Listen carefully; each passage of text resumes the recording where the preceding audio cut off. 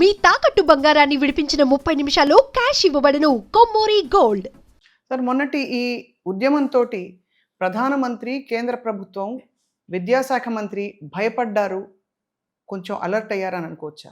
భయం అన్నది పదాలు వదిలేస్తే ప్రజాస్వామ్యంలో లక్షల మందో 10 లక్షల మందో సమీకరించగలిగితే ఏ భావంతైనా సరే. వరుస వైఫల్యాలు ఇలాగా ఈ సర్కార్ హయాంలో జరగడం అన్నది ఎలా చూడాలి? అసలు ముందు నీట్ ఎందుకు అవసరమైంది? ఇతర దేశాల్లో నీట్లు ఉండవే. ఏం జరుగుతుంది అక్కడ? నార్మల్ అసెస్మెంట్ అనేది మంచి ప్రమాణంలో జరుగుతున్న నమ్మకం. ఇది రాహుల్ గాంధీ గారు చేయించారు, లేకపోతే ఇంకోళ్ళు చేయించారు అని చెప్పి మోదీ గారిని బద్నాం చేయడానికి చేసిన ఒక చర్య అని ఇలాంటివన్నీ వస్తున్న పుకార్లలో ఇది ఎవరో పని కట్టుకుని చేయించారని కొంతమంది అంటున్నారు. నేను దాన్ని పూర్తిగా తిరస్కరిస్తున్నాను. నేను ఇందాక చెప్పాను, ఒక పౌడర్ కేక్. ఇప్పుడు ఈ నిరసనలు జరగలేదు అనుకుందాం, కాక్రోచ్ జనతా పార్టీ లేదనుకుందాం, దేశంలో తీవ్రమైన సంక్షోభం. నేను ఎన్నోసార్లు గత 10 ఏళ్లుగా ఈ మాట ప్రస్తావించాను. తమిళనాడులో విజయ్ లాంటి ఒక అంటే మూలాలు అప్పుడప్పుడే అతను వర్క్ చేశారని చెప్పి టూ ఇష్యూ. తమిళనాడును చాలా మంది ఏదో మామూలుగా అనుకుంటున్నారు. నా దృష్టిలో స్వతంత్ర భారతంలో అంత అనూహ్యమైన ఎన్నికల ఫలితం ఇంకోటి రాదు. మీ దృష్టిలో సార్ కాక్రోచ్ జనతా పార్టీ అనేది కేవలం ఒక హవాలాగా వచ్చిన ఒక శక్తి అంటారా, లేక అది రాజకీయ రూపం దాల్చి ముందు ఒక సీరియస్గా తీసుకోవాల్సిన ఒక రాజకీయ శక్తిగా మారుతోందని మీ అంచనా? అది రాజకీయ శక్తి కావడం చాలా కష్టం. కానీ హైడ్రా అనేది ఒక చాలా అంటే ఉక్కుపాదం లాగా అందరినీ భయపెట్టి బెంబేలు ఎత్తించి చేసిందని అంటున్నారు. మీ అభిప్రాయం ఏంటి సార్? హైడ్రా ఏం చేసింది actually? Was it the right thing to do? You have been an IAS officer, administrator, మీకు అన్నీ తెలుసు. ప్రభుత్వ అధికారి ప్రజల ఆస్తులను కాపాడడం కోసం ఆ పని చేయడం చాలా అనూహ్యమైనది. ఆయన తిట్టచ్చు. మరో రకంగా చూస్తే ఒక అవ్యవస్థలో ప్రజా ప్రయోజనాలను కాపాడడం చాలా కష్టమైన పరిస్థితుల్లో కొన్ని సందర్భాల్లో దురుకుతనం అవసరం అవుతుంది.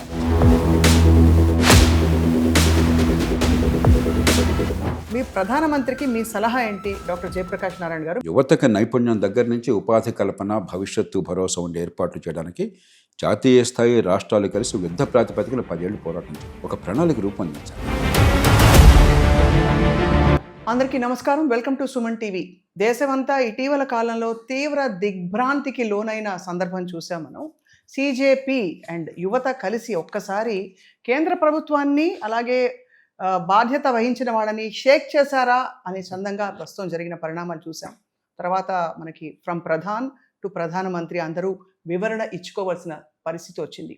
ఎటువైపుకి వెళ్తున్న ఈ పరిణామాలు దేశానికి ఇది ఒక మార్పుకి ఒక పెను తుఫాన్ లాగా వచ్చిందా, లేక ఇది కేవలం తాత్కాలికమా? ఐ హ్యావ్ విత్ మీ అందరికీ సుపరిచిత మేధావి అండ్ లోక్సత్తా ఒకప్పుడు వ్యవస్థాపకులు అండ్ ఆ తర్వాత ఆయన ఫౌండేషన్ ఫర్ డెమోక్రటిక్ రిఫార్మ్స్ వ్యవస్థాపకులుగా మనందరికీ సుపరిచితులు, as an intellectual, influencer and a man of great wisdom, doctor Jayaprakash Narayan గారు. Sir, welcome. నమస్తే. మీతో మాట్లాడడానికి వెయిట్ చేస్తున్నాం సార్. My pleasure. సార్, మొన్న జరిగిన పరిణామాలు సార్, డైరెక్ట్గా పాయింట్కి వస్తే మీరు ఎలా చూస్తున్నారు? మూడు లైన్లలో జేపీ గారు ప్లీజ్ ఎక్స్ప్లెయిన్ వాట్ హ్యాపెండ్ అని అడిగితే ఏం చెప్తారు సార్? చాలా అందరూ చూసేది రాజకీయ కోణం నుంచి, ఎవరికి లాభం ఎవరికి నష్టం, ఎన్నికల్లో ఓట్లు ఏమవుతాయి. నా దృష్టిలో చాలా అపరిపక్వమైన ఆలోచన. గత 60-70 ఏళ్ళుగా మన ఆర్థిక నమూనా వల్ల స్వప్న ఇప్పటికి కూడా ఈ దేశంలో 185 మంది అసంఘటిత రంగంలో ఉన్నారు. రెక్కడి తెగంటే ఒక్కడని వాళ్ళు, రేపు పొద్దున ఉద్యోగ భరోసా లేని వాళ్ళు. అది ఒక కోణం. రెండో కోణం ఏమవుతుంది? కోట్లాది మంది విద్యార్థులు మధ్యతరగతి పేద కుటుంబాల నుంచి కూడా తల్లిదండ్రులు బోళ్ళు త్యాగాలు చేస్తున్నారు, ప్రభుత్వాలు బోళ్ళు ఖర్చు పెడుతున్నారు, రకరకాల రూపాల్లో విద్యను అర్థిస్తూ వెళుతున్నారు. కాలేజీ డిగ్రీలు వస్తున్నాయి. 4 కోట్ల మంది కాలేజీల్లో ఉన్నారు. కోట్ల మంది డిగ్రీలు పొందారు. వాళ్ళు ఏ పాపం ఎరగకపోయినా కూడా ఆ విద్యార్థులు వాళ్ళు ఎంత కష్టపడ్డా కూడా మన విద్యా వ్యవస్థలో ఉన్న భయంకర లోపాల వల్ల నైపుణ్యం లేకుండా పోయింది. దాంతో ఈ కాగితాలకి మీ ఉపాధి కల్పనకి సంబంధం లేకుండా పోయింది.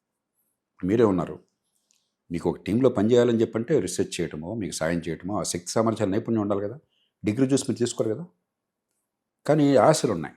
ఈ సోషల్ మీడియా యుగంలో అందరికీ ఆకాంక్షలు ఉన్నాయి, అవకాశాలు తగ్గిపోయినాయి. మూడో పక్కన ఉపాధి అవకాశాలని పెంచడంలో మన ఆర్థిక వ్యవస్థ విఫలమైంది. ఇంక్లూజివ్ గ్రోత్ లేదు. గ్రోత్ ఉన్నది, అందరికీ ఎంతో కొంత ఇంపాక్ట్ ఉంది. ఉదాహరణ యూపీఐ అందరికీ టచ్ చేస్తుంది. కానీ నా జీవితం బాగుపడుతుంది, 5-10 ఏళ్ళు కష్టపడితే దిగువ మధ్యతరగతి నుంచి మధ్యతరగతికి వస్తాను, గౌరవప్రదంగా బతకగలుగుతాను, భవిష్యత్తు ధీమాగా ఉంటుందన్న భరోసా లేకుండా పోయింది. కాబట్టి ఇది ఒక దీర్ఘకాలికమైన సమస్య. ఒక ఉప్పెనలాగా వచ్చింది కానీ పౌడర్ కేక్ ఉన్నది, పైన స్పార్క్ ఏదో నీట్ ఎగ్జామినేషన్ మరొకటి ఒక చిన్న స్పార్క్ అంతే. మౌలికంగా ఈ సమాజంలో అంతర్లీనంగా ఒక తీవ్రమైనటువంటి ఆర్థిక, సామాజిక, రాజకీయ సమస్య చాలా కాలం నుంచి మనం పరిష్కరించలేకపోయినాం. ఇప్పటికైనా యుద్ధ ప్రాతిపదికన 10 ఏళ్ల పాటు 15 ఏళ్ల పాటు కష్టపడితే ఒక మార్గాన్ని తీసుకెళ్ళచ్చు. సార్, మొన్నటి ఈ ఉద్యమంతో ప్రధానమంత్రి, కేంద్ర ప్రభుత్వం, విద్యాశాఖ మంత్రి భయపడ్డారు, కొంచెం అలర్ట్ అయ్యారని అనుకోవచ్చా? భయమా అన్నది పదాలు వదిలేస్తే ప్రజాస్వామ్యంలో లక్షల మందో 10 లక్షల మందో సమీకరించగలిగితే ఏ భావంతో అయినా సరే, ప్రభుత్వం స్పందించకపోతే అది ప్రజాస్వామ్య ప్రభుత్వం కాదు. ఇదే టెనిమన్ స్క్వేర్ ఉందనుకోండి, టపా పేల్చి పారేశారు. డింగ్ సేపింగ్ నాకు చాలా అభిమానించిన నాయకుడు ఆయన. ఆయన ఉన్నప్పుడు 1949లో కొన్ని వేల మందిని చంపేశారు ట్యాంకులు పెట్టి. ప్రజాస్వామ్యాలు అట్లా కాదు కదా. ప్రజాస్వామ్యంలో జనాభిప్రాయం స్పష్టంగా కనిపించినప్పుడు కొన్ని సందర్భాల్లో దాని ఎక్స్ప్రెషను సరిగ్గా ఉండొచ్చు, ఉండకపోవచ్చు. ఎందుకంటే మనకి లోపల క్యాన్సర్ ఉంది, బయట పుండు కనిపిస్తుంది, పుండే చూపెట్టచ్చు మనం. బ్యాండేడ్ పరిష్కారం కాదు దానికి, పైన ఏదో డ్రెస్ చేయడం పరిష్కారం కాదు. కానీ ఒక క్యాన్సర్ ఉందనడానికి ఇది వచ్చాను. దాన్ని ప్రభుత్వాలు పట్టించుకోకపోతే రాష్ట్రాలు కానీ జాతీయ స్థాయి, ముఖ్యంగా రాష్ట్రాల్లో ఎక్కువ బాధ్యత ఉంది. ఎందుకంటే మనకు ఆర్థిక వ్యవస్థ భవిష్యత్తు కానీ విద్యా వ్యవస్థ కానీ ప్రధానంగా ఉంది రాష్ట్రాల్లో. జాతీయ స్థాయి ఒక మార్గాన్ని చూపెట్టాలి. కాబట్టి స్పందించకపోతే అది ప్రజాస్వామ్యం కాదు. ఇక భయమా, లేకపోతే ఒక వేకప్ కాలా, మేలుకొలుప, దాని నుంచి మౌలికంగా మార్పుల కోసం నాంది పలుకుతారా, రాజకీయంగా ఏకాభిప్రాయం సాధ్యమవుతుందా, జాతీయ స్థాయి కాకుండా రాష్ట్రాలు కలిసి వస్తాయి, ఇవన్నీ కూడా మనం వచ్చే నెలలో తెలుసుకోవాలి. సార్, నీట్ అనేది ఒక జాతీయ స్థాయి పరీక్ష, అందరికీ తెలుసు. 25 లక్షల మంది విద్యార్థులు నిజంగా జుట్టు పీక్కుని చొక్కాలు చెంపుకుని రాస్తే చాలని సీట్లతో మిగతా వాళ్ళు వేరే దేశాలకు వెళ్ళి చదువుకోవాల్సిన పరిస్థితులు, ఆ మెడిసిన్ అనే ఒక డిగ్రీ ట్యాగ్ కోసం మనం చూస్తూ వచ్చాం. ఇది ఫస్ట్ వైఫల్యం కాదు, 2024లో కూడా ఇటువంటి ఒక వైఫల్యం చూసాం. వరుస వైఫల్యాలు ఇలాగా ఈ సర్కార్ హయాంలో జరగడం అన్నది ఎలా చూడాలి? అది నిర్లక్ష్యమా, లేక డొల్లతనమా, చేతకానితనమా, లేక ఇంకొకట? అసలు ముందు నీట్ ఎందుకు అవసరమైంది? ఇతర దేశాల్లో నీట్లు ఉండవే. ఏం జరుగుతుంది అక్కడ? నార్మల్ అసెస్మెంట్ అనేది మంచి ప్రమాణాలు జరుగుతున్న నమ్మకం ఉన్నది. మన కాలేజీ పరీక్షలు ఎందుకు ఒకరు కాకుండా పోయినాయి. ఇంటర్మీడియట్ ఉంది, నీట్ కది కదా మనకి క్వాలిఫైయింగ్ ఎగ్జామినేషన్ రాష్ట్రాల్లో. జాతీయ స్థాయి సిబిఎస్ఈ పక్కన పెట్టేద్దాం. ల్యాబొరేటరీకి వెళ్లకుండా 100కి 100 మార్కులు తెచ్చుకుంటాను. మీరు ఎక్కడైనా వెరిఫై చేయండి అనే మాటను ఆన్ కెమెరా చెప్తున్నాను నేను. లక్షలాది మంది ఇంటర్మీడియట్ విద్యార్థులు బైపీసీ, ఎంపీసీ చేస్తున్న వాళ్ళు ల్యాబ్ అనేది చూడకుండా 100కి 100 మార్కులు వచ్చేస్తున్నాయి. పరిజ్ఞానాన్ని పెంచకుండా, వాళ్ళ అవగాహనని, కాన్సెప్చువల్ అండర్స్టాండింగ్ పెంచకుండా 1000కి 990 మార్కులు వస్తున్నాయి. కాబట్టి ఈ పరీక్షలు కేవలం నామమాత్రం అయిపోయేసరికి ఒక పోటీ పరీక్ష అవసరమైంది. ఆ రకంగా ముందు రాష్ట్రాల్లో పోటీ పరీక్షలు వచ్చినాయి. నేను ఎంబీబీఎస్కి వెళ్ళినప్పుడు 1971లో పరీక్ష రాశాను నేను. ఇప్పుడు అంటే 71 అంటే 55 ఏళ్ళు అయింది. అప్పుడు మొట్టమొదటిసారి మా ముందు బ్యాచ్కి మొట్టమొదటిసారి 1970లో పోటీ పరీక్ష వచ్చింది. కానీ కాలక్రమేణా ఏమైంది, రాష్ట్రాల్లో కూడా పోటీ పరీక్షలు క్రమక్రమంగా దిగజారుతున్నాయి. ఏపీపీఎస్సీ పరీక్షలు, పబ్లిక్ సర్వీస్ కమిషన్ పరీక్షలు ఎన్నోసార్లు చూసాం మనం. పేపర్ లీక్ అవటము, లీక్ కాకపోయినా కూడా మీకు ఆ కీ ఉంటుంది. 150 ప్రశ్నల్లో 70 ప్రశ్నలు తప్పు ఆన్సర్లు ఉన్న కీ నేను చూశాను స్వయంగా. పబ్లిక్ సర్వీస్ కమిషన్ చైర్పర్సన్ ఆ దగ్గరికి వచ్చి స్వయంగా వివరణ ఇచ్చారు. కాబట్టి పరీక్షల ప్రమాణాలు పూర్తిగా నాశనం అయిపోయినాయి. మూడోది ఏమైంది, యూనిఫార్మిటీ లేకుండా పోయింది. యూనివర్సిటీకి వెళ్ళినప్పుడైనా సరే ఒక మినిమం స్టాండర్డ్ ఎక్స్పెక్ట్ చేయాలి కదా. ఇప్పుడు అమెరికా లాంటి దేశాల్లో శాట్ పరీక్ష అంటారు, స్కాలాస్టిక్ ఆప్టిట్యూడ్ టెస్ట్ అని చెప్పారు. అలాగే యాక్ట్ పరీక్ష అని ఇంకోటి ఉన్నది. బ్రిటన్లో ఏ లెవెల్స్ అని, ఓ లెవెల్స్ అని ఉన్నాయి.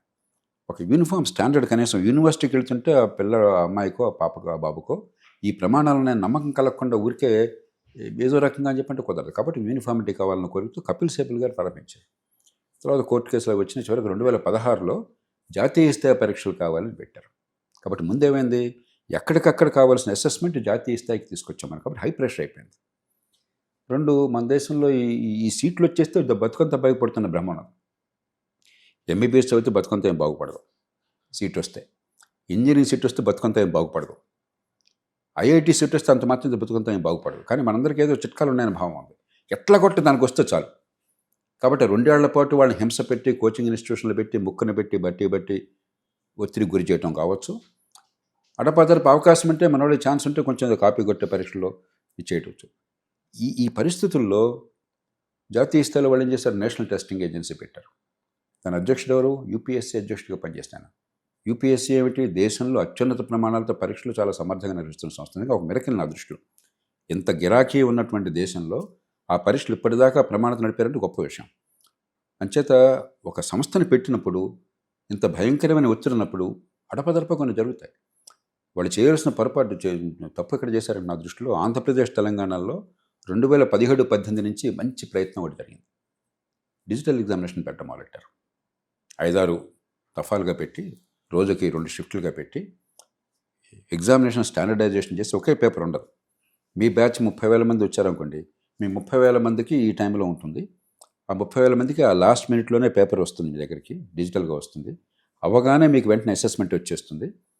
నెక్స్ట్ బ్యాచ్కి మధ్యాహ్నం ఇంకోటి ఉంటుంది, రేపు ఇంకోటి ఉంటుంది, వేరే పేపర్ అది, కానీ స్టాండర్డైజేషన్ ఉంటుంది. కానీ ఇది పరీక్షా విధానం sir. I don't mean to cut through. కానీ పరీక్షా విధానం దాని ఔచిత్యం ఏమిటి పక్కన పెడితే, అసలు ఒక ఇంత పెద్ద ఎంట్రన్స్ ఎగ్జామ్కి మన విద్యా వ్యవస్థ మీద మనకి నమ్మకం పోయింది. మన ఓట్లు వేసినప్పుడు మన ఈవీఎంల మీద మనకి నమ్మకం పోయింది. మనం ఎన్నుకున్న నాయకుల మీద మనకి నమ్మకం పోయింది. ఇటువంటి ఒక దౌర్భాగ్యపు వ్యవస్థలో మనం ఉన్నాం అన్నది వాస్తవమా కాదా సార్? అంటే మీరు మరీ బాగా స్వీపింగ్గా వచ్చారు. ఇప్పుడు మీరు భారత్ కొట్టడం ఆపేశారా అని చెప్పంటే అవును కాదన్నా. కాబట్టి మీరు చెప్పింది అంగీకరించను. విద్యా వ్యవస్థ నమ్మకం పోవటమే కాదు, భయంకరమైన సంక్షోభంలో ఉన్నది. You are 100% right, probably 200% right. ఊహించనంత సంక్షోభంలో ఉంది. ఇప్పుడు కూడా నేను విద్యా సంస్థకి వెళ్ళి వస్తున్నాను, ఇక్కడ అదే చెప్పాను. భారతదేశంలో విద్యా వ్యవస్థలో పాఠశాల స్థాయి నుంచి యూనివర్సిటీ దాకా ఉన్న సంక్షోభం ప్రపంచంలో మరే పెద్ద దేశంలోనూ లేదు. నేను ఆషామాషికి చెప్పట్లేదు. కానీ ఈవీఎంల మీద నమ్మకం పోయిందంటే అది మూర్ఖత్వం తప్ప ఇంకో కారణం లేదు. నేను 100% చెప్పగలను. ఏ రకమైన సందేహానికి ఆస్కారం లేదు. ఊరికే మనకి ఓడిపోయిన ప్రచారంలో గొడవ చేయడం, గెలిచిన తర్వాత బాగుంది అనుకోవటం. చంద్రబాబు నాయుడు గారు టెక్నాలజీ మనిషి. 2004లో ఓడిపోగానే ఈవీఎంలో ఓడిపోయాలని చెప్పి కోర్టుకు వెళ్ళారు. తమిళనాడులో జయలలిత ఓడిపోగానే ఆవిడ కోర్టుకు వెళ్ళింది ఈవీఎంలో అని చెప్పని. పంజాబ్లో కెప్టెన్ అమరేందర్ సింగ్ ఓడిపోగానే ఈవీఎంలను కోర్టుకు వెళ్ళారు. 3 కోర్టు కొట్టేసింది చాలా పరిశీలించి. తర్వాత ఎన్నికల్లో ఢంకా బజాయించి ఈవీఎంలతో గెలిచారు వాళ్ళంతా. కాబట్టి ఈవీఎంలు అనేది ప్రజాస్వామ్యంలో ఒక అమెరికాను మరో దేశాలు అనుకరించి నేను ఓడిపోతే అన్యాయం జరిగింది, గెలిస్తే గెలుపు అని చెప్పిన ప్రభావం మంచిది కాదు. నేను దాన్ని పూర్తిగా తిరస్కరిస్తున్నాను. 3వది రాజకీయ లోపాలు. స్వప్న నేను రోజు మాట్లాడుతున్నాను. 30 ఏళ్ళుగా నా అంత గట్టిగా గొంతెత్తిన వాడు రాజకీయంలో కావచ్చు, న్యాయ వ్యవస్థలో కావచ్చు, చట్టబద్ధ పాలనలో కావచ్చు లోపాన్ని చెప్పిన వాళ్ళు ఎవరు. కానీ ప్రజాస్వామ్యంలో సహనం కావాలి. నేను 5 ఏళ్లలో దేశం మారిపోతుంది కళ్ళగా. 77 ఏళ్ల తర్వాత ఇంకా సహనం అంటే నేను చాలా చాలా గుండె లోతుల్లోంచి చెప్తున్నాను. 5 ఏళ్లలో దేశం మారిపోవాలని కళ్ళగన్నవాడిని, మారిపోతుందని చెప్పినవాడిని. బహుశా మీకు కూడా చెప్పుంటాను. అవునవును, చెప్పారు. ఎందుకంటే రేషనల్గా ఆలోచిస్తే అసాధ్యమే కాదు. కానీ సమాజాలు రేషనల్గా నడవు. మన దేశమే కాదు, బ్రిటన్ 1215లో మీరు మ్యాగ్నా కార్టా వస్తే 2026లో ఉన్నాం. అక్కడ ఏమవుతుందో అర్థం కాకుండా పోతున్నారు జనం. 815 సంవత్సరాల తర్వాత, 811 సంవత్సరాల తర్వాత. అమెరికా మొట్టమొదటి ప్రజాస్వామ్యం ప్రపంచంలో. అధికారం పూర్తిగా శాంతియుతంగా ఎన్నికల ద్వారా అధికారం చేతులు మారిన మొట్టమొదటి దేశం అమెరికా. ఇప్పుడు ఎంత గందరగోళం మనం చూస్తున్నాం. ప్రజాస్వామ్యం అంటే ఒక సంక్లిష్టమైన ప్రక్రియ, అసమర్థమైన ప్రక్రియ. ప్రజాస్వామ్యంలో సామర్థ్యం కంటే యాక్సెప్టబిలిటీ ముఖ్యం. కొంత దాన్ని మనం సహించాలి, కొంత ఓపిక కావాలి. తరాల కాలం పాటు మారుతుంది తప్ప క్షణాల్లో మారదు. టెక్నాలజీ వల్ల క్షణాల్లో మారుతుంది. ఉదాహరణకి పరీక్షలు పెట్టడంలో మీరు కంప్యూటర్ తీసుకొచ్చి రకరకాల పద్ధతులు పెట్టి వెంటనే చేయొచ్చు. కానీ ప్రజాస్వామ్యాన్ని సంస్కరించడం క్షణాల్లో జరిగే పని కాదు. పేషెన్స్ కావాలి. మనం ఖచ్చితంగా as a country we are doing very very well. ఇక్కడ సార్ ఎన్ని తప్పులు జరుగుతున్నా కూడా వీఆర్ డూయింగ్ వెరీ వెల్ అంటారు. డెఫినెట్గా. ఇప్పుడు మిగతా ప్రజాస్వామ్యాలతో పోల్చుకోవాలి. ప్రపంచంలో ఇంకొక ప్రజాస్వామ్యాన్ని చూపెట్టండి. 1950 తర్వాత 47 తర్వాత వచ్చిన ప్రజాస్వామ్యం ఒక్కటి నిలబడిందా? ఇంత బలమైన ఫెడరల్ వ్యవస్థ నిర్మాణం చేసుకున్నాం. ఆర్థిక ప్రగతి 6-7% వస్తున్నది. చాలా పొరపాట్లు ఉన్నాయి. విద్యను గురించి చెప్పాను నేను. ఎన్నో పొరపాట్లు ఉన్నాయి, కానీ ఎన్నో మేలు కూడా జరుగుతున్నది. అంచేత మనం దేశం అంతా నాశనం అయిపోయింది, ప్రజాస్వామ్యం అంతా కుళ్ళిపోయింది, రాజ్యాంగం అంతా ఖననం అయిపోయింది. ఇవన్నీ చారిత్రక అవగాహన లేకుండా మాట్లాడే మాటలు తప్ప, అది నిస్పృహ కొద్దీ మాట్లాడే మాటలు తప్ప విజ్ఞతతో మాట్లాడే మాటలు కాదు. సార్, ఇప్పుడు మీరు కాజ్ అండ్ ఎఫెక్ట్ గురించి మాట్లాడితే ప్రజాస్వామ్యంలో స్పందించాలి, స్పందన వచ్చిందన్నారు. విద్యార్థులు గగ్గోలు పెట్టి ప్రాణాల మీదకి తెచ్చుకుని చాలామంది ప్రాణాలు కోల్పోయి అక్కడ వెళ్ళి నిరాహార దీక్షలు చేసి బెదిరించే వరకు ఒక విద్యామంత్రి రాజీనామా చేయలేదు. ఒక ప్రధానమంత్రి వచ్చి ఇన్స్టాగ్రామ్ ముఖంగా, ఎందుకంటే యువతకి అక్కడి నుంచే రీచ్ అవుతుందని అప్పుడు అర్థం చేసుకుని చెప్పే పరిస్థితి వచ్చిందంటే అది స్పందనగా చూడాలా, లేకపోతే ఇంకా గన్ పాయింట్లో ఇంకా వేరే డూ ఆర్ డై సిచ్యువేషన్లో వేరే ఆప్షన్ లేదట్టు వచ్చి చేసినట్టు? చాలా అనుభవం ఉన్న, లోతైన ఆలోచన ఉన్న, ప్రపంచానికి చూసిన జర్నలిస్టు. ఇప్పుడు మీ ప్రశ్నలు ఏమిటంటే, ఒక పౌరుల్లో సహజంగా ఉండే నిస్పృహ, కోపం, కసి కనిపిస్తుంది. నేను పూర్తిగా అంగీకరిస్తున్నాను, అది కావాలి. దాన్ని కన్స్ట్రక్టివ్గా మళ్ళుతాం. ఎందుకంటే ప్రజాస్వామ్యం అనగానే స్కెప్టిసిజం. గవర్నమెంట్లో ఎవడున్నా కూడా స్థానికంగా కావచ్చు, రాష్ట్రంలో కావచ్చు, జాతీయ స్థాయిలో కావచ్చు, వాడిని తిట్టడం అనేది మనకు సహజంగా వస్తుంది. ప్రజాస్వామ్యంలో గొప్ప విషయం అది. కానీ అది దాటిన తర్వాత లోతుకెళ్ళకపోతే ఇది కేవలం అమితుమి తేల్చుకుని ప్రతి రాజకీయ పోరాటంగా ఆ విద్యామంత్రి రాజీనామా చేశాడు లేదా, మరొకటి పదవి పోయిందా లేదా, ఇదే మనకు ప్రమాణం అనుకున్నట్టయితే అధికారం చేతులు మారుతుంది, పరిస్థితులు మారు. What is accountability sir then? What is accountability in a democracy? Very good question. Ambedkar 1949 November 26వ తారీఖున ఆనాడు రాజ్యాంగాన్ని ఆమోదించారు. అమలు చేసింది 2 నెలల తర్వాత 55 జనవరి 26న, 49 నవంబర్ 26న రాజ్యాంగ సభ ఆమోదించింది రాజ్యాంగాన్ని. ఆనాడు అంబేద్కర్ చాలా ప్రామాణికమైన ప్రసంగం చేశారు. ప్రజాస్వామ్యంలో నిరసన చెప్పే హక్కు మనందరికీ ఉంది. కానీ స్వతంత్ర పోరాట కాలంలో మన నిరసన పద్ధతులు వేరు. ఆనాడు బానిసలం, ఓటు హక్కు లేదు, స్వపరిపాలన లేదు, ప్రాథమిక హక్కులు లేవు, వాక్ స్వాతంత్రం లేదు, మనకి నిరసన తెప్పే హక్కు లేదు, రైట్ టు అసోసియేషన్ లేదు, రైట్ టు ట్రావెల్ లేదు. కాబట్టి ఆనాడు కొన్ని పద్ధతులు పాటించాం. ఉదాహరణకు క్విట్ ఇండియా మూవ్మెంట్లో 10,000 మంది చనిపోయినారు. చాలామందికి ఆ సంగతి తెలియకపోవచ్చు. రైలు పట్టాలని పీకేశారు, రైల్వే స్టేషన్లు ధ్వంసం చేశారు. స్వతంత్రం వచ్చాక శాంతియుతంగా, ఆటంకం లేకుండా, నిర్మాణాత్మకంగా ప్రజాస్వామ్య పరిధిలో మనం నిరసన తెలపాలని చెప్పని దాన్ని ఈ దేశంలో అన్ని పార్టీలు, ఈవేళ దేశంలో రాష్ట్రాల్లో జాతీయ స్థాయి అధికారంలో ఉన్న పార్టీలతో సహా ప్రతిపక్షంలో పార్టీలతో అన్ని పార్టీలు విస్మరించాయి. కాబట్టి ఒకటి ముందు నిరసన ఖచ్చితంగా అవసరం. నిరసన ఏ పద్ధతులు అన్నది ఇంకా మన దేశంలో ఇంకా అవగాహన రాలట. ఎలా చేయాలి సార్? ఫర్ ఎగ్జాంపుల్, ఇప్పుడు అక్కడ నిరసన కూర్చున్నారు, నిరసనకి వెళ్ళి విచక్షణ లేకుండా ఆడపిల్లలు మగపిల్లలు అని తేడా లేకుండా ఆడపిల్లల ఛాతీ మీద బలవంతంగా ప్రెషర్ పెడుతూ ఉన్న దృశ్యాలు, పోలీసులు వచ్చి వాళ్ళ ప్రతాపం చూపిస్తున్న దాన్ని దృశ్యాలు, విజ్ఞత గల ఏ ఒక్కడు క్షమించడు. అంటే ఎందుకు అడుగుతున్నాను స్పెసిఫిక్ గా అంటే సార్, ఖచ్చితంగా వాళ్ళ మీద కఠినాతి చర్యలు చూసుకోవాలి. దాని అనుమానం లేదు. అంటే వేడువి దాని పరిధిలో ఏంటో ఎవరు చెప్తారని అడుగుతున్నాను. మన సమస్య ఏమిటంటే చట్టం స్పష్టంగా చెప్తోంది స్వప్న, దాంట్లో పెద్ద అనుమానం లేదు. 2 విషయాలు గుర్తించాలి. ఒకటి, అసలు ప్రభుత్వం అక్కడి దాకా వచ్చిందంటే నా దృష్టిలో వైఫల్యం. అదే అడుగుతున్నాను సార్. ఏ ప్రభుత్వమైనా అన్ని మన దేశమంతా అదే జరుగుతుంది. రెస్పాన్సివ్గా ఉన్నట్లయితే, ఆదిలోనే మీరు దాన్ని గమనించి లోతైన అవగాహనతో స్పందిస్తే అసలు ఇప్పటిదాకా రాదు. అయినా రావచ్చు, రాజకీయ కార్యక్రమాల వల్ల అబద్ధాలు చెప్పి ప్రచారం చేయొచ్చు, అది వేరే విషయం. కానీ ఆ సమస్య తగ్గుతుంది. ఉదాహరణకి నేను అధికారులు ఎంతోమందిని చూశాను. నిజంగా సమర్థమైన అధికారులు అసలు బలప్రయోగం చేయాల్సిన అవసరం ఉండదు. వాళ్ళొక మాట చెప్పగానే ఆ క్రెడిబిలిటీతో పని అయిపోతుంది. మీరు ముందు ఆ క్రెడిబిలిటీ సంతరించుకోవాలి, కాన్స్టెంట్ కమ్యూనికేషన్ సంతరించుకోవాలి. 2, ఒకసారి పరిస్థితి వచ్చిన తర్వాత ఇతరులకు ఆటంకం కలిగితే, ఉదాహరణ పార్లమెంట్ సెషన్లో ఉన్నది, నాకు హక్కు ఉంది, రాజ్యాంగ హక్కు ఉందని చెప్పి నేను లక్షల మంది పార్లమెంట్ మీద దండయాత్ర చేస్తామని చెప్పంటే ప్రజాస్వామ్య సమాజంలో ఏ ప్రభుత్వమైనా ఊరుకోగలదా? అరాచకత్వం వస్తే దేశం నడుస్తుందా? మనందరికీ కైరోలాగా ఉండాలి, మరో దేశంలో ఉండాలంటే మనం అర్థం చేసుకోవాల్సింది ఏంటంటే, ఓ కైరో కానీ, లేకపోతే ఒక శ్రీలంకలో గందరగోళం కానీ, లేకపోతే నేపాల్లో కానీ, బంగ్లాదేశ్లో కానీ, వాళ్ళు కనీసం మనకంటే 50 ఏళ్ల వెనకాల ఉన్నారు. మనం ఉన్న స్థానానికి వాళ్ళు రావడానికి కుడి చేయి ఎడం చేయి 2 ఇచ్చేస్తారు వాళ్ళు. మనకు తెలియక వాళ్ళు అనుకరించాలనుకుంటున్నాం మనం, అది ఫ్యాషన్ అనుకుంటున్నాం. అవును. అంచేత 2 పక్కలు చూడాలి మనం. ఆ పోలీస్ కానిస్టేబుల్ జీతం కోసం వచ్చాడు కానీ దేశభక్తులు అలా పట్టుదల కోసం చాలామంది లక్షలాది మంది ఉద్యోగులు వస్తున్నట్టుగా ఏదో జాబ్ క్యాలెండర్లోనో ఉద్యోగాలు ఇస్తామని హామీల్లోనో ఇది గందరగోళం చేస్తున్నాం. దేశభక్తులు అలా ఓ చట్ట ప్రకారం కొంత పరిధి పెట్టారు. అతను ఏమనుకుంటాడు, రాళ్ళు వేసి కొడితే ఒకరికే తగలుండొచ్చు, నాకు తగులుతుందేమో, నా భార్య బిడ్డలకి ఏమవుతుందో, జీతం కోసం వస్తే నా ప్రాణం పోతుందేమో.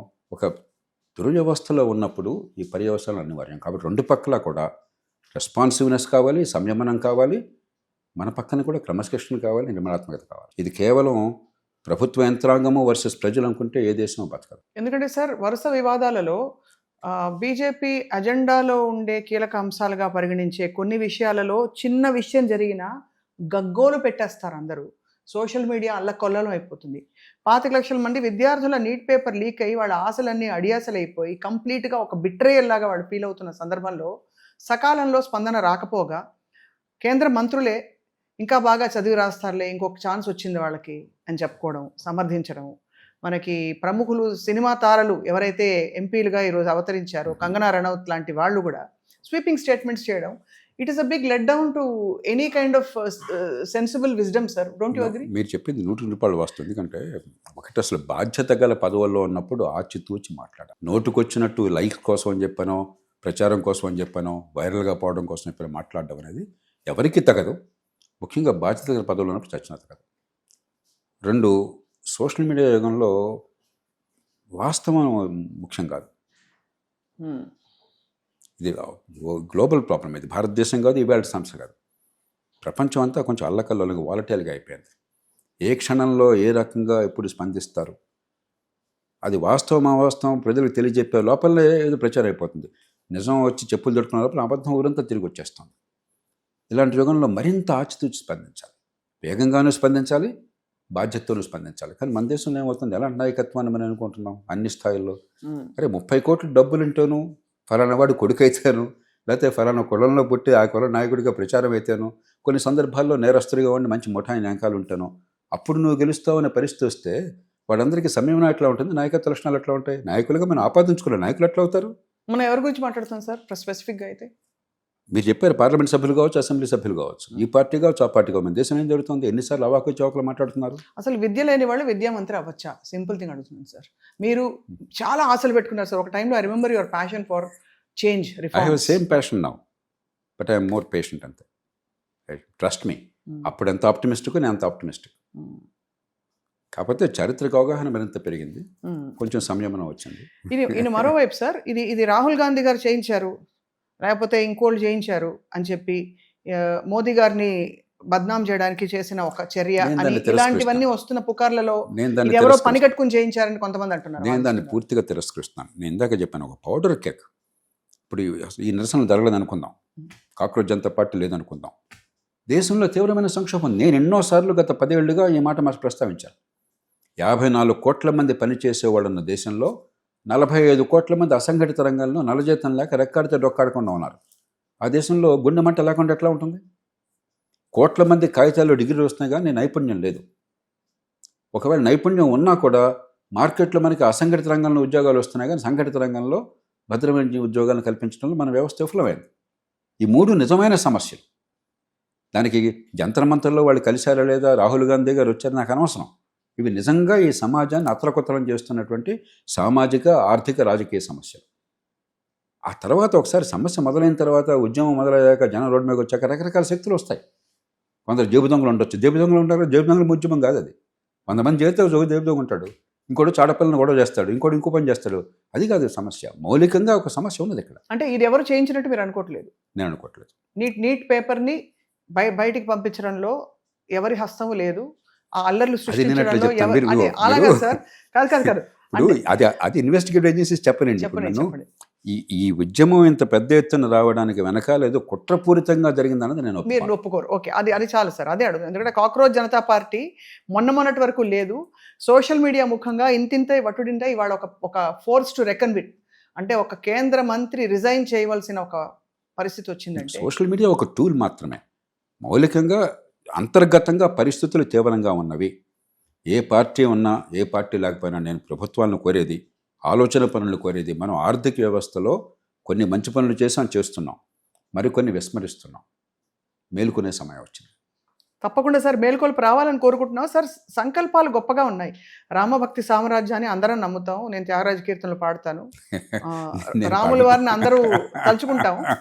ఒక రామాలయ నిర్మాణంలో వహించిన శ్రద్ధ, అది కూడా క్రమక్రమంగా అనేక వివాదాలకి లోనయ్యి ఈరోజు విరాళాలు ఎటుపోయాయి, ఎక్కడి నుంచి వచ్చాయి అని, దాని మిస్మేనేజ్మెంట్ అని రకరకాల ఆరోపణలు వస్తున్నాయి. మరోవైపు అటువంటి అంశాల మీద ఉన్న శ్రద్ధ బహుశా ఈ నీట్ పేపర్ని మామూలు విషయంగా తీసిపడేశారేమో అనే ఒక బాధ. ఇంకోవైపు మీరు అన్నట్టు మనకి వేల మంది, లక్షల మంది ఇంజనీర్లు ఇతర రంగాల నుంచి బయటపడుతున్నా కూడా నిరుద్యోగం తారాస్థాయికి చేరడం, సంఘటితంగా ఏమీ జరగకపోవడం, వీటన్నిటిని ఎలా చూస్తారు సార్? ఒక మిస్గైడెడ్ ప్రయారిటీసా? అలా కాదు. 3 విషయాలు గమనించాలి. మొట్టమొదటిది, ఖచ్చితంగా దేశంలో ఆర్థిక ప్రగతి కోసం, మౌలిక సదుపాయాల కల్పన కోసం గట్టి ప్రయత్నం జరుగుతుంది. ఆర్థిక క్రమశిక్షణ చాలా గణనీయమైన స్థాయిలో, ప్రపంచంలో ఏ పెద్ద దేశంలో చూడనంత క్రమశిక్షణ చూపుతున్నారు. కాబట్టి అంత వైఫల్యం అనేది నేను ఒప్పుకోను. మనం వాస్తవాలను గమనించాలి. రెండోది మనం చూడవలసింది, ఒక సంక్షోభ కాలంలో ఇదంతా వచ్చింది. వేరే సంక్షోభం, మిడిల్ ఈస్ట్లో ఇరాన్ గందరగోళం, ఓ పక్కనేమో హార్మోజ్ స్ట్రైట్, మరో పక్కన బాబల్ మండాబు, రెండు పక్కల నుంచి కూడా వాళ్ళంతా మూసేయడము, ఆయిల్ కొరత ఉండటము, దేశం ప్రపంచం అంతా అల్లకల్లోలం ఉన్నప్పుడు మన దేశం కాస్త సమర్థంగా ఎదుర్కొంది ఉన్నంత పరిస్థితుల్లో. మూడోది రాజకీయంగా వీళ్ళ దేశంలో వాళ్ళకు ఉంటాయి, ఏదో రాజ్యాంగ సభను తీసుకురావాలి, ఫలానా చట్టం కావాలి, పార్లమెంట్ గోడలు ఉంటాయి. ఈ మొత్తం మధ్యలో నాకు అనిపిస్తుంది ఏంటంటే కొంచెం ఉదాసీనంగా ఏదో మామూలు విషయం, పరిపాలన సంబంధంగా ఒక సమస్య వాళ్ళు చూసుకుంటారు, నిజంగా చూసుకోలేదు వాళ్ళే. కానీ రాజకీయంగా అత్యున్నత స్థాయిలో దానికి తగిన రీతిలో స్పందించనే మాట వాస్తవం. సకాలంలో స్పందించలేదన్నమాట. అదొక failure of judgement, political judgement. అంతేగాని నల్ల పెద్ద కుట్ర ఇంకోటి ఎవరికి ఉండదు. ప్రపంచంలో ఏ అధికారి, ఏ నాయకుడు కూడా ఏ పార్టీ వాళ్ళని ఏ స్థాయిలో అయినా సరే కావాలని ప్రజల నుంచి ఉద్యమం రావాలని కోరుకోరు. కొన్ని మంచి చేసిన ఉద్యమం రావచ్చు. రైతుల ఉద్యమం వచ్చింది, రైతుల ఉద్యమం వాళ్ళు ఉద్యమం చేసిన వాళ్ళు మనసు ఆర్తితో చేశారు, కానీ దాని వెనకాల విజ్ఞత లేదు. మంచి రైతు చట్టాలు వస్తే వ్యతిరేకించి ఉద్యమం చేశారు, కానీ వెనకాల వేరే కారణాలు ఉన్నాయి. స్పందించే బాధ్యత ప్రభుత్వానికి అక్కడ విఫలమైంది. ఇక చివరి అంశం, ఇవాళ పరిస్థితుల్లో మనం చూడవలసింది ఏంటంటే, రాజకీయంగా వాళ్ళకి ఇబ్బంది కలిగిందా లేదా నాకు అనవసరం, మీకు అనవసరం. మనకేం కావాలి? మోదీ గారు మనకేమన్నా బంధువా, లేకపోతే ప్రధాని గారు మనకేమన్నా బంధువా, లేకపోతే రాహుల్ గాంధీ గారు మనకు బంధువు, మనకి ఏం హక్కర్లా. మనకి ప్రజాజీవనంలో ఉమ్మడి సేవలకు ఏమవుతున్నాయని చెప్పి there is a challenge here for the country. Organise సెక్టర్లో జాబ్స్ పెంచడం ఎట్లాగా, స్కిల్స్ పెంచి వీళ్ళని సంపద సృష్టికర్తలుగా తయారు చేయడం ఎట్లాగా, ఆత్మవిశ్వాసాన్ని కలిగించడం ఎట్లాగా, చిన్న పట్టణాలను పెంచడం ఎట్లాగా. అంతా హైదరాబాద్లో పెట్టి హైటెక్ చేస్తే మీకు ఉద్యోగాలు ఎక్కడ వస్తాయి? ఒక చిన్న ఉదాహరణ చెప్తాను మీకు. చైనా, ఇండియా సమానంగా కాటన్ ఉత్పత్తి చేస్తున్నాయి. రెండు దేశాలు సుమారు ఈక్వల్. కొన్ని సందర్భాల్లో మన నెంబర్ 1 ప్రపంచంలో, వాళ్ళు తర్వాత కొన్ని సందర్భాల్లో వాళ్ళు నెంబర్ 1.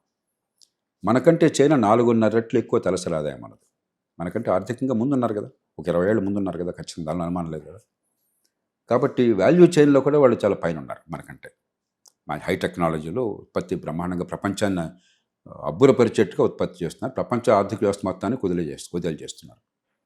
మూడోది, వాళ్ళకి లేబర్ షార్టేజ్ ఉన్నది. జనాభా క్రమక్రమంగా తగ్గుతోంది, వర్కర్స్ పాపులేషన్ తగ్గుతుంది.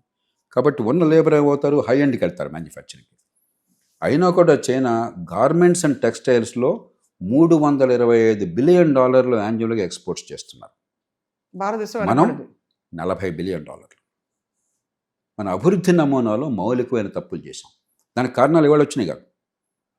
కార్మిక చట్టాలు, ఉపాధి కల్పన రాకుండా నిరోధించే కార్మిక చట్టాలు, కార్మికుల పేరు చెప్పి, సోషలిజం పేరు చెప్పి ఉపాధి కల్పనకు వ్యతిరేకంగా చేశాం.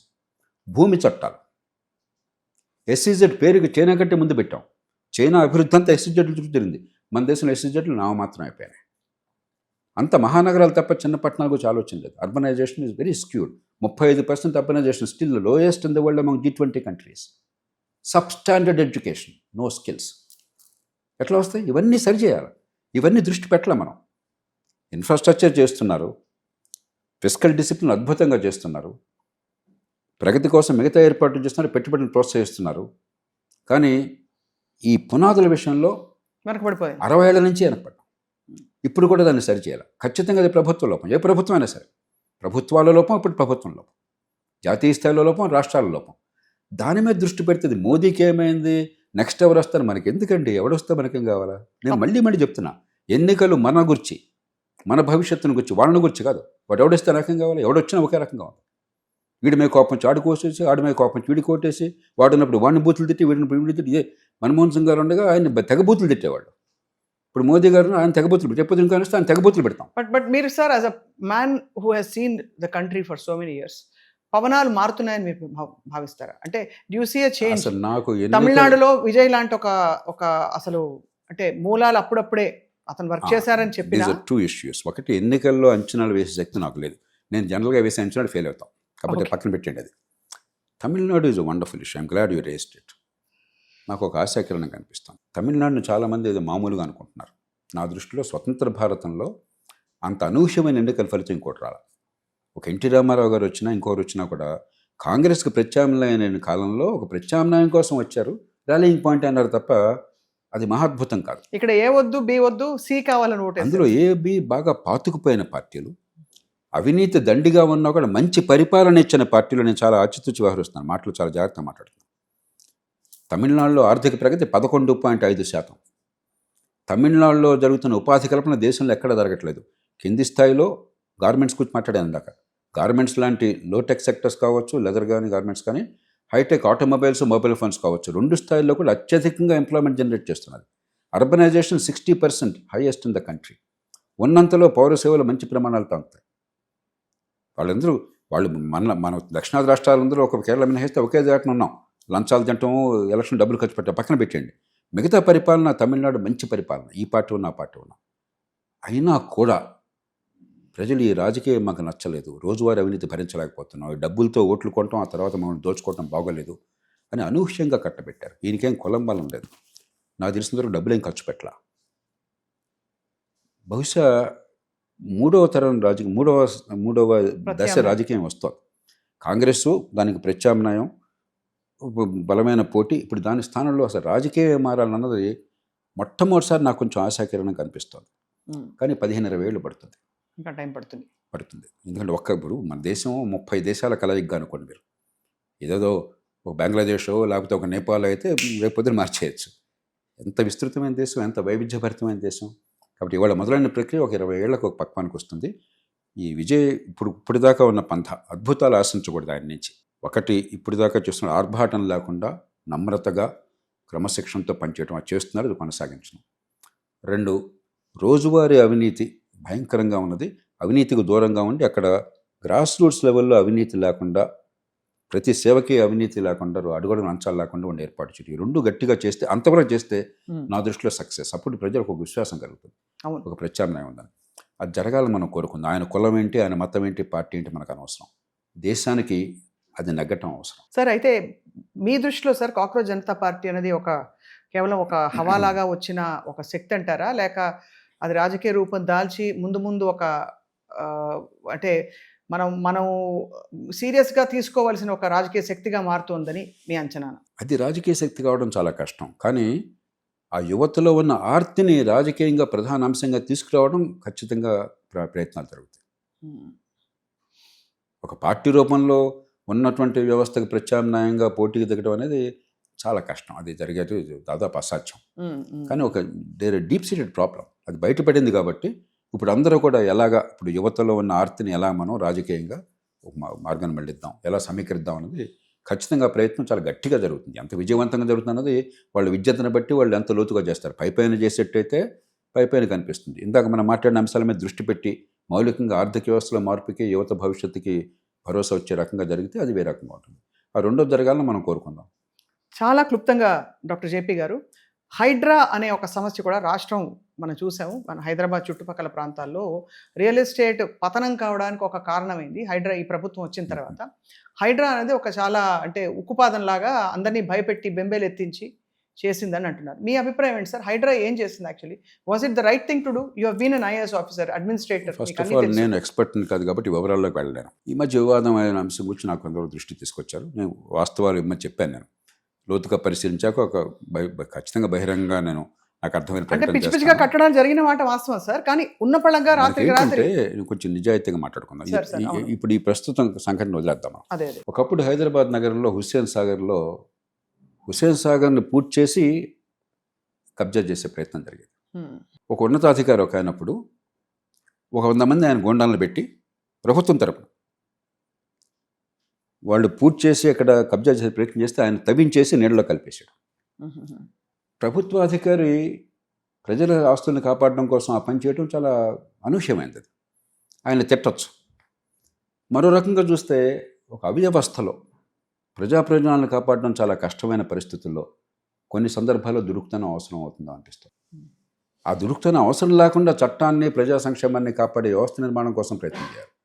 ఉదాహరణకు కొంచెం ఇష్యూ ఇది కాకపోయినా కూడా ఇలాంటిదే. మీకు గుర్తుందో లేదో, రాజశేఖర రెడ్డి గారు ముఖ్యమంత్రిగా ఉండగా 2007లోనూ ఇందులో నాకు గుర్తులేదు. అప్పటికే లోక్సత్తా పార్టీ పెట్టాం. నేను ఖమ్మంలో ఉన్నాను ఈ సంఘటన జరిగినప్పుడు. వరంగల్లో 2 ఆడపిల్లల మీద దుర్మార్గులు యాసిడ్ పోసారు. ఒక పాప చనిపోయినట్టుంది, ఇంకో పాప తీవ్రంగా గాయపడినట్టుంది. సమాజంలో విపరీతమైన స్పందన వచ్చింది. ప్రభుత్వం వారు బహిరంగ చెప్పకపోయినా కూడా అంత తేల్చేమని చెప్పుంటారు, కాల్చిపారేశారు. వాళ్ళు చచ్చిపోయినది కాబట్టి బాధ లేదు. నేను ఒక్కడనే స్పందించాను. 4 రోజుల్లో కనుక కోర్టు వాడికి శిక్ష వేసి, ఉరి శిక్ష వేసి 2 కనుక ఉరి తీస్తే నేను సంతోషించేవాడిని. ఈ రకంగా చంపేస్తే ఇవాళ నిజంగా దుర్మార్గులకే శిక్ష పడి ఉండొచ్చు. వాళ్ళు పోయినందుకు నా కన్నీళ్ళు అక్కర్లా, మీ కన్నీళ్ళు అక్కర్లా. కానీ రేపొద్దున అమాయకుడికి జరిగే ప్రమాదం అన్నది. కాబట్టి ఈ షార్ట్ కట్స్ ఎందుకు అవసరం అవుతున్నాయంటే ఎట్లాగొట్లా ఇప్పుడు మేనేజ్ చేయకపోతే వ్యవస్థ గందరగోళం అయిపోతుంది. కానీ అదే పరిష్కారం అనుకున్నట్టయితే వ్యవస్థ మరింత ప్రమాదంలో పడే అవకాశం ఉంది. మనకి దిశ ఎన్కౌంటర్ కూడా జరిగింది కదా సార్. కరెక్ట్, దిశ ఎన్కౌంటర్ సేమ్ సర్కమ్స్టాన్సెస్. కాబట్టి ఇట్స్ ఎ డీపర్ ప్రాబ్లం. అధికారులు నిందించడం చాలా తేలిక. సమర్థంగా ఎఫెక్టివ్గా పనిచేయాలంటే ఇవాళ హైదరాబాద్ నగరంలో థర్డ్ పార్టీ కొల్యూజ్ లిటిగేషన్ పెట్టి భూమి మీది, నేను నాయన కోర్టుకు వెళ్తాం, ఉత్తుత్తి లాలూచి పడి కోర్టుకు వెళ్తాం. ఆయన కొన్ని లెక్కలు చూపి నేను కొన్ని లెక్కలు చూపెడతాను. కోర్టు మా ఇద్దరి మధ్య పోరాటం అనుకుని నా తరపున తెలుస్తుంది. నేను డిగ్రీ చూపెట్టేసి మిమ్మల్ని కొట్టేస్తాను. నేను ఇది జరుగుతుంది. ఇది హైదరాబాద్లో వేలాది కేసుల్లో జరుగుతుంది. దాని పరిష్కారం ఏంటి? కొంతమంది సొంత ఇళ్ళు ఉన్నవాళ్ళు అద్దెచ్చుకుంటే తర్వాత రిటైర్ అయిపోయిన తర్వాత సొంత ఇంట్లోకి ప్రవేశించాలంటే చచ్చిపోయేదాకా వెళ్ళలేకపోయినారు. ఈ దేశంలో న్యాయం అందే పరిస్థితి లేదు. ఇది బ్రాడ్గా ల్యాండ్ డిస్ప్యూట్స్ విషయం సార్. కరెక్ట్. కాబట్టి ఆ నేపథ్యంలో మీరు రికార్డులు తారుమారు చేసి లంచాలు ఇచ్చి ప్రభుత్వ యంత్రాంగంలోనే కొందరు ప్రజల తరపున కాకుండా లంచం ఇచ్చిన వాళ్ళ తరపున పనిచేసి దొంగ డాక్యుమెంట్లతో పిచ్చి పని చేసినట్టయితే మరి మీరు 30 ఏళ్ళు ఆగుతామని చెప్పండి. అంత శక్తి ఉందా సమాజానికి? కొన్ని సందర్భాలు జరుగుతాయి. కాబట్టి లోతుకి వెళ్ళండి. ఒక అధికారిని తిట్టడమో, ఒక సంస్థను తిట్టడమో, దాని మీద ఆర్భాటించడం చాలా తేలిక. There is a deeper problem. That's a real problem. వేలాది మంది సామాన్యులు మధ్యతరగతి వాళ్ళు నా దగ్గరికి వచ్చారు. చాలా హైడ్రా విషయంలో కాదు, ఇప్పుడు వాళ్ళ భూములు ఉంటే అక్కడ పక్కన ఇంకెవడో మొత్తం అడిగి దారులు కూడా రాకుండా చేసేసి నువ్వు నాకు అమ్మకపోతే నీ బతుకు నాశనం చేస్తాను, నీకు యాక్సెస్ లేకుండా చేస్తాను, నేను కట్టేసుకున్నాను. అది బ్రాడ్గా రియల్ ఎస్టేట్ సమస్య సార్. రియల్ ఎస్టేట్ మాఫియా అని హైడ్రా అందుకోసమే కదా, ఆ విషయానికి వచ్చే కదా. అదొక్కటే కాకుండా సార్ ఈ లేక్స్ మీద కట్టిన ఇళ్ళు కట్టడాలు అక్కడ మళ్ళీ నేను విన్నది ఏంటంటే ఆ విషయం ప్రభుత్వం వివరణ ఇవ్వాలి, సరిచేయాలి. మీరు బాగా మాకు అనుయాయులైనట్టయితే మీ ఇంటి మీద దారి చేయటం లేదు, అదే పరిస్థితుల్లో ఇంకోటి ఉన్నట్లయితే వాళ్ళు ఇళ్ళు కూల్చేస్తున్నారు చెప్పి ఖచ్చితంగా తప్పు. రూల్ ఆఫ్ లా అని చెప్పంటే అందరికీ సమానంగా వర్తించాలి. కొన్ని సందర్భాలు అది వర్తించలేదని ఆరోపణలు ఉన్నాయి, విశ్వసించే ఆరోపణలు ఉన్నాయి. ఖచ్చితంగా దాని మీద మరి ప్రభుత్వం వివరణ ఇవ్వాలి, సరిచేయాలి. రైట్. ఏదైనా నీజర్క్ రియాక్షన్తో ఏమి కాదంటారు అయితే సార్. కానీ there is a deeper problem. నేను పరిపాలన యంత్రాంగాన్ని అధికారులు ఉన్న వాళ్ళని రేవంత్ రెడ్డి గారు కావచ్చు, లేకపోతే కేసీఆర్ గారు కావచ్చు, నరేంద్ర మోదీ గారు కావచ్చు, మన్మోహన్ సింగ్ గారు కావచ్చు, తిట్టడం చాలా తేలిక. అంతకంటే జనం చాడు చప్పగా ఉన్నారు అనుకుంటే తిడ్డం మొదటి చప్పట్లు కొట్టేస్తారు. పరిష్కారం దాని నుంచి రాదు. ప్రజాస్వామ్యంలో మనం బానిసలమా ప్రభువులమా? ప్రభువులమైతే సరిచేసే బాధ్యత మనది, బానిసలమైతే ఫిర్యాదు చేసే హక్కు మనది. అయితే ఇప్పుడు మనం ఎలా ఉన్నామని మీ అభిప్రాయం సార్? ఓవరాల్గా అసలు అత్యధికంగా మనం బానిసల్లాగా ప్రవర్తిస్తున్నాం, ప్రభువులాగా ప్రవర్తించండి. మన ఓటుతోటే మనం మార్పు తీసుకురావాలంటారు సార్. ఓటే కాదు, గొంతు. ఇప్పుడు ఈ సంస్థ ఉన్నది, ఎన్ని ఒడిదుడుకుంటాయో ఎన్ని గందరగోళాలు ఉంటాయో మీకు తెలియదు, నేను చెప్పనక్కర్లేదు. 4 రాజ్యాంగ సవరణలు వచ్చినాయి, ఒక్క ఎంపీ లేడు నాకు. 84, 91, 97, 99 ఈ 4 సవరణల్లో 2 పూర్తిగా లోక్సత్తా వాళ్ళు వచ్చినాయి, 2 కీలక పాత్ర వహించాం. కనీసం 7-8 పెద్ద చట్టాలు వచ్చినాయి, కనీసం 5-6 పెద్ద విధానాల్లో మార్పులు వచ్చినాయి.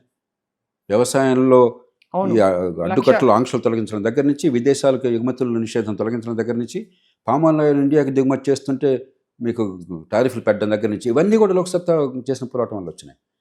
సంఘటితంగా పరిజ్ఞానంతో దూరదృష్టితో పరిష్కారాల కోసం పోరాడే బాధ్యత, హక్కు మనకున్నది.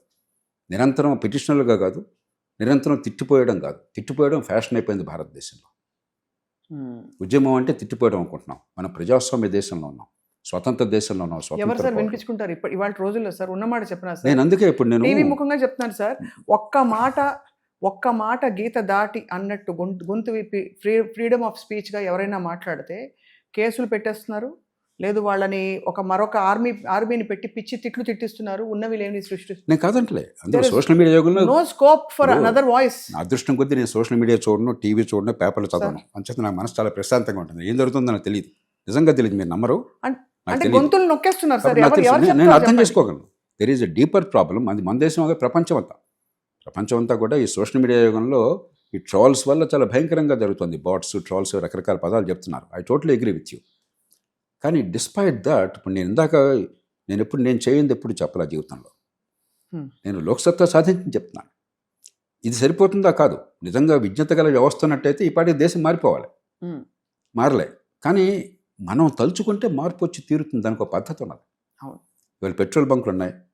పెట్రోల్ బంకుల్లో 10% ఆనాడు మోసం ఉండేది తూనికల్లో. మనకి 30 లీటర్లు పడినట్టు కనిపించేది అక్కడ మీటర్లో, కానీ మీకు 3-4 లీటర్లు తక్కువ పడేది. అందరికీ తెలుసు. అది పూర్తిగా ఆగిపోయింది. ఒక చిన్న ప్రయత్నాన్ని విజయవంతంగా లోక్సత్తా చేయగానే దేశమంతా మారిపోయి ఇవాళ ఏడాదికి 1,50,000 కోట్ల రూపాయలు ప్రజలకు ఆదా అవుతుంది. ఏడాదికి 1,50,000 కోట్ల రూపాయలు. కాబట్టి అన్నీ చేరిక అంటలా నేను. కానీ మన ప్రయత్నం, ఒక సామాన్య పౌరుడు కూడా నువ్వు ప్రధానమంత్రి అయితే ఏం చేస్తావో, ముఖ్యమంత్రి అయితే ఏం చేస్తావో, జిల్లా కలెక్టర్ అయితే ఏం చేస్తావో, ఎస్పీ అయితే ఏం చేస్తావో, ఆ రీతిని ఆలోచించి దానికోసం పోరాడే శక్తి కావాలి మనకి. అంతేగాని ఎల్లకాలం మనం బానిసల్లాగా బతికే పరిస్థితి కాదు. కనీసం విజ్ఞులైన వాళ్ళు, అందరి ప్రజల నుంచి జీవన పోరాటం అలిసిపోయిన ప్రజలను నేను కోరటల్లా.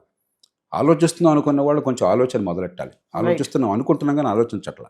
తప్పకుండా మీ సహేతుకమైన సూచనని చూసే వాళ్ళందరూ గమనించుకుంటారని ఆశిస్తున్నాం సార్. మీ ప్రధానమంత్రికి మీ సలహా ఏంటి డాక్టర్ జయప్రకాష్ నారాయణ గారు? మీరు మేధావి, మీరు ఐఏఎస్ ఆఫీసర్గా మీకు administrative experience with very good track record of successful reforms. మీరు ఒక రాజకీయ పార్టీని పెట్టే రాజకీయ వ్యవస్థను కూడా చూశారు. మీరు శాసనసభ్యులుగా ఉన్నారు. కాబట్టి మీ సలహా ఏమిటి ప్రస్తుత పరిస్థితుల్లో ఈ నీట్ లాంటి తప్పిదాలు, ఘోరాలు జరగకుండా? మళ్ళీ నా దృష్టిలో ఇవాళ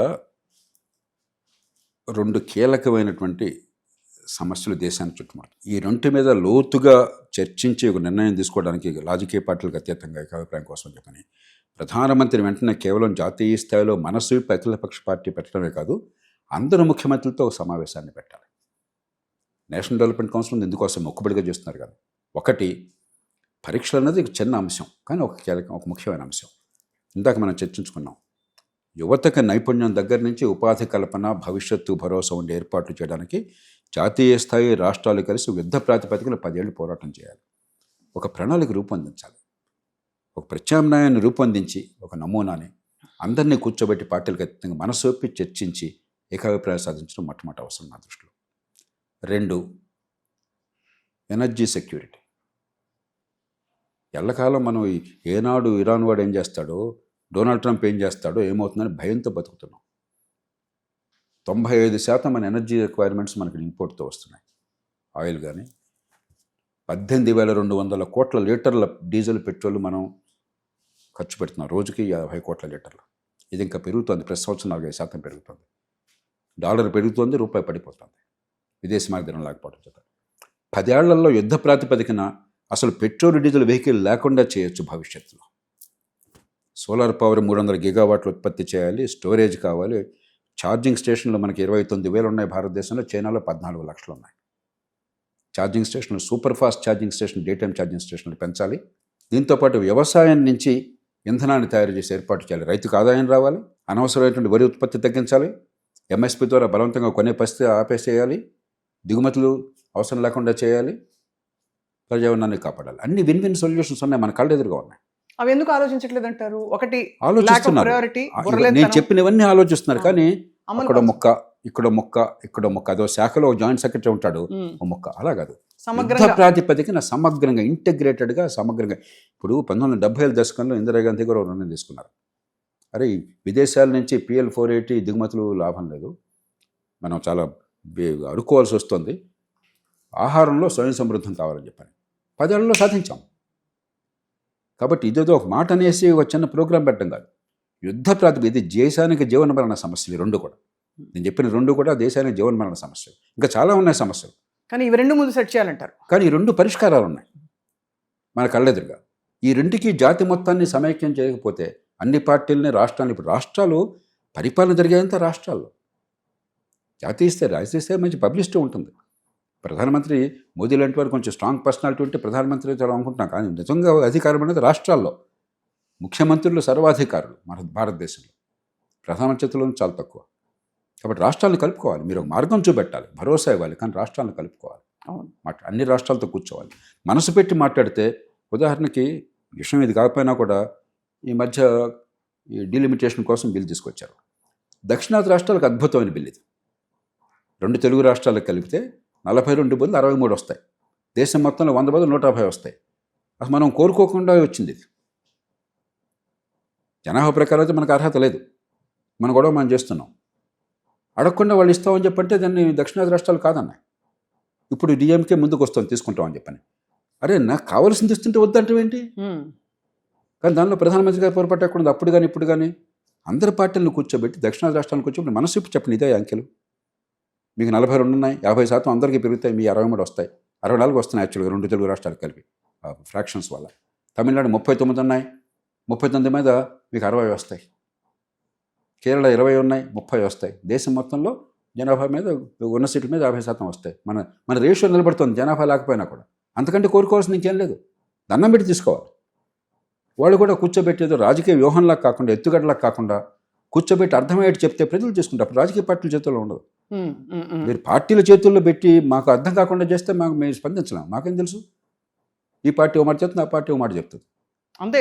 అంటే ఇప్పుడు ప్రస్తుతం సార్ రైట్లో ఉంది, లెఫ్ట్లో ఉంది, సెంటర్ మాయం అయిపోయింది. అప్పుడు నేను కోరేదాల్లో ఒకటే, ఈ పార్టీ అంటే మనకు అనవసరం, ఇష్యూ ప్రాతిపదికన పండి. అది ఉదాహరణకి రేవంత్ రెడ్డి గారు ఈ మధ్య 2-3 సార్లు గట్టిగా అన్నారు. నేను పూర్తిగా అభినందిస్తున్నాను.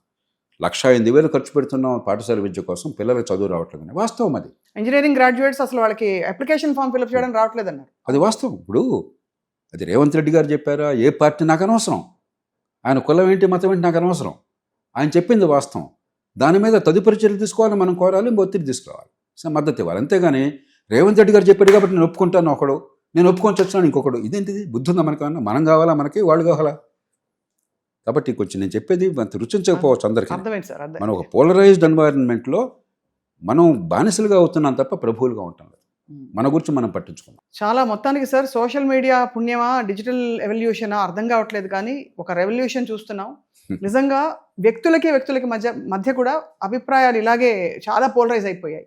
ఒక సముచితమైన సహేతుకమైన ఆలోచన విధానం రావాలి అని కోరుకుంటున్నాం sir. I don't know why ఇంత డివైడ్ అయిపోయింది country despite all the great things happening in our country. ఖచ్చితంగా వస్తుంది. నాకు కొంత ఒడిదుడుకులు ఉంటాయి, కొన్ని గ్లోబల్ కొన్ని local, but I'm optimistic. Sir Kangana Ranaut garu 2014లో మనకి స్వాతంత్రం వచ్చిన దేశానికి అన్నారు. అది అంటే మీడియా ముఖంగా Kangana Ranaut member of parliament అంటే పాప ఆవిడ తెలిసే పరిజ్ఞానం అదే ఉంటుంది.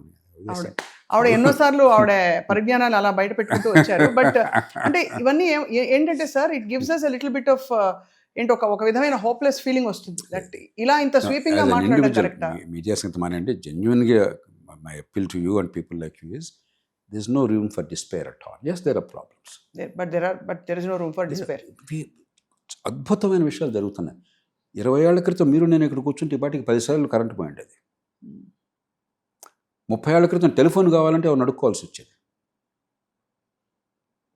నేను రీసెర్చ్ చేయాలంటే నేను నిరంతరం రాస్తూ ఉంటాను. నాకు ఎప్పుడు ఒక పట్టుదల, నేను మాట మాట్లాడానంటే అంకెల విషయం కోసం తప్పు ఉండకూడదని చెప్పాను. ఆ రీసెర్చ్కి తలప్రాణం తోక్కొచ్చేది నాకు. అందులో ప్రయాణాలు చేస్తుంటాం. ఇప్పుడు ఇదే సోషల్ మీడియా, మూర్ఖమైన సోషల్ మీడియాని సరిగ్గా ఉపయోగించుకుంటే with flick of button I know exactly what American president knows or Indian prime minister knows or chief minister Telangana knows. But all that sir with due respect, వీటిలో కరెంట్ ఒకటే మనం credit తీసుకోవచ్చు, మిగతా అన్ని కూడా అమెరికాలో తయారవుతున్నాయి. అంటే I'm talking about artificial intelligence. Technology మన రాజకీయానికి అతీతంగా దేశంలో మంచి మార్పులు తీసుకొస్తుంది. Take advantage. సోలార్ పవర్ ఉంది, నాకు ఇంత చెప్పాను, ఎలక్ట్రిక్ వెహికల్స్ 100% తీసుకురావచ్చు. ఎవరు చేస్తే మనకి ఉపయోగించుకుందాం, మనం చేయగలిగితే సంతోషం, ఎవరు చేసినా ఉపయోగించుకుందాం. అది అవును, ఆపర్చునిటీస్ మన ముందు ఉన్నాయి. 30 ఏళ్ల క్రితం సొల్యూషన్స్ లేవు, ప్రాబ్లమ్సే ఉన్నాయి. ఇవాళ సొల్యూషన్స్ ఉన్నాయి. Let's be grateful. తప్పకుండా సార్. ఐ థింక్ చాలా మంచి నోట్లో we are ending this conversation sir. But I have to ask you, I think 15 ఏళ్ల నుంచి మమ్మల్ని చూస్తున్నావు సార్, మీరు అసలు ఎక్కడ చెక్కు చెదరని, అసలు ఏ మార్పు లేదు మీలో in terms of your appearance and health. బరువు పెరుగుతున్నారు. What is the secret sir? మీరు డాక్టర్ అవ్వడం వల్ల మీకు అది కలిసి వచ్చిందంటారా, లేక ఈ మధ్య బరువు పెరుగుతున్నాను నిజంగా చెప్పాలి. మామిడి పళ్ళు ఎక్కువ తిన్నాను సార్. అరికాళ్ళకి ఏదైనా ప్లాంటర్ ఫేషియటిస్ అని, దానివల్ల కొంచెం నడక తగ్గింది. మామూలుగా నడక చాలా ఇష్టం నాకు. అదర్వైజ్ దీనిలో రహస్యమైన మనందరం పాటించేదే కొంచెం వీలున్నంత మేరకు మితంగా, అప్పుడప్పుడు కొంచెం ఎక్కువ తిన్నా పర్లేదు కానీ కొద్దిగా మితంగా తినడం, రెగ్యులర్గా ఎంతో కొంత ఎక్సర్సైజ్ చేయడం, మనసును ప్రశాంతంగా ఉంచుకోవడం.